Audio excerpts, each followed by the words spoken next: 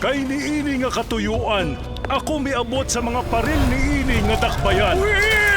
Nga unta kamo masayod sa pag-anhi ni Jesucristo, ang anak sa Dios, ang amahan sa langit ug sa yuta, ang tiglalang sa tanan nga mga butang gikan sa sinugdanan. Og siya mataw kang Maria, didto sa yuta sa atong mga kagikanan, ug nga kamo unta masayod sa mga timailhan sa iyang pag-anhi, sa tuyo nga kamo unta mutuo sa iyang ngalan. Unsay gusto sa Ginoo nga atong buhaton?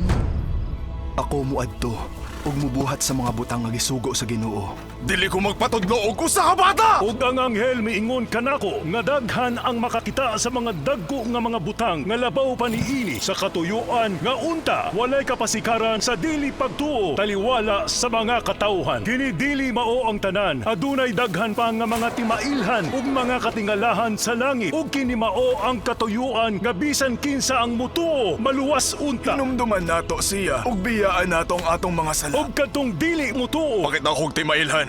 usa ka matarong nga paghukom ikapahamtang kanila. Ang Ginoo motabag sa atong mga pag-ampo sumala sa atong pagtuo. Siya naghatag nganha kaninyo nga siya unta masayod sa maayog gikan sa dautan, ug siya naghatag nganha kaninyo nga unta kamo mupili sa kinabuhi o sa kamatayon. Hinumdumi akong mga kaigsuunan, nga bisan kinsa ang mamatay sa iyang kaugalingon, ug bisan kinsa nga muhimo og dautan, magbuhat niini sa iyang kaugalingon. Gawas nun kamo. Kamo gitugutan sa pagbuhat alang sa inyong mga kaugalingon. Kay tan-awa, ang Dios naghatag kaninyo sa kasayuran ug siya naghimo kaninyo nga mga gawas nun.